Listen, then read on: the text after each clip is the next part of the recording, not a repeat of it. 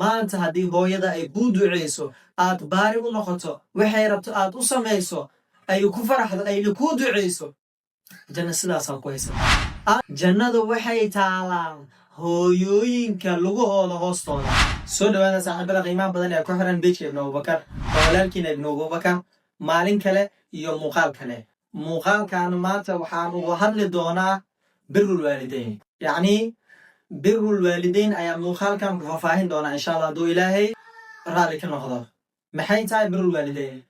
yaa baari loo noqonayo waxaad baari u noqonaysaa labada waalid ay ku dhaleen waa hooyo iyo aabe labadoodaba wayna kala xaq badan yihiin sidaas waxaan ku dhahay waxay tahay yacni xadiidkii rasuulku sala allahu calayhi wasalam wuxuu ahaa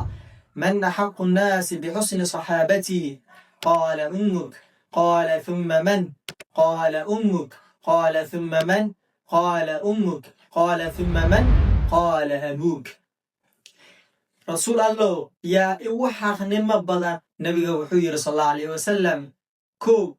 hooyadaa haddana hooyadaa haddana hooyadaa haddana aabbahaaga hooyo iyo aabe waxaa xaq badan 3 jeer hooyo ayaa xaqnimo badan kadib ayaa aabba la yidhaah marka sida aan ku dhahayo isku xaq ma ahan hooyo xaqmo badan aan ku dhahayo sidaas weeyaan ilaah subxaanahu watacaala qur-aankiisa wuxuu ku leeyahay wacbudu allaha walaa tushrikuu bihi shaya wabilwaalidayni ixsaana ilaahay caabuda oo waxba hala wadaajinina yacni ha u shariik yeelinina walaa tushrikuu bihi shaya maxaa ku xiga wabilwaalidayni ixsaana labada waalid oo adiga ku dhale u baari noqo allah subxaanahu watacaala qur-aankiisa wuxuu ku leeyahay fi suurati luqmaan an ishkur lii waliwaalidayk ilaya almasiir ii mahad celi addoonkaygiyo waalidkaagan u baare noqo yacni u mahad celi oo ugu shukri xaggaygaa loo soo laabanayaa allah subxaanahu watacaala qur-aankiisa wuxuu ku leeyahay fi suurati alaxqaaf wawasayna alinsaana biwaalidayhi ixsaana xamalathu ummuhu kurhan wawadacathu kurha waxamluhu wafisaaluhu 30 shahra hooyada waxay ku qaadatay canugeeda nuujinteeda iyo culays yacni 9 bilood iyo wax dhan markii laisku dardaro waxay isku noqotay 30 bilood ka waran maantay adigoo hooyadaada 30 bilood ay ii sheegadayo dhabteeda ku saaroonaysay aad ku kaadinaysay yacni ku nuujinaysay waxayna ku qaadatay 30 bilood haddii maanta haday ku dhahdo wiilkaygiyo ama gabadheedii waxaas ii soo qabo aad tiraahdo ama aad kiraahsato aad dhahdo hooyan waxaas ma soo qaban karin waxay leeyihiin duqdanaa banacay oo mar walba ku adeejinaysa dhibaatada adig ay kaa soo martay hooyadaada muddo ay ku qaadatay 30 bilood aad ku tiraahdo ka waran maanta haddaa ii sheegado adeegyar ama wax lagu dir aad dhahdo duqdaanaad dhibsaday war adiga markaad ku saxroonaysay dhabteeda aad ku kaadinaysay aad naaskeeda jiqaysay ma adigaa kiraystay oo shaqaale ku ahe waa maya waxaasi dhan waa waxaa lagu soo maray culayskaas dhibaatadaas lagu soo maray ma fiirinaysay bal iska daaya maanta waxaad dhahdaa ama aan waalidiinta ku dhahdaa waxaas ma samayn kari duqdaanaa banacay odaygaa banacay oo idhibaba waa laga fiican yahay tusaale hadda gabdhaha iyo wiilasha markii guriga la wada joogo ama hooyada ay u dirto gabadheeda maanta cunto inoo kari ama qashinkaas xaaq ama alaabtaas dhaq ay dhahdo aan musalsalaa daawanaya musalsalkeygaa soo gale musalsalkeygaa iska daawanaya dadka caasiga ah ama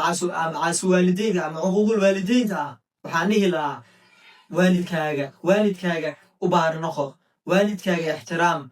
maanta waxaad haysataa janno laakiin ma ogid rasuulka sal allahu alayhi wasalam wuxuu yidhi aljannatu taxta aqdaami lummahaat jannadu waxay taalaa hooyooyinka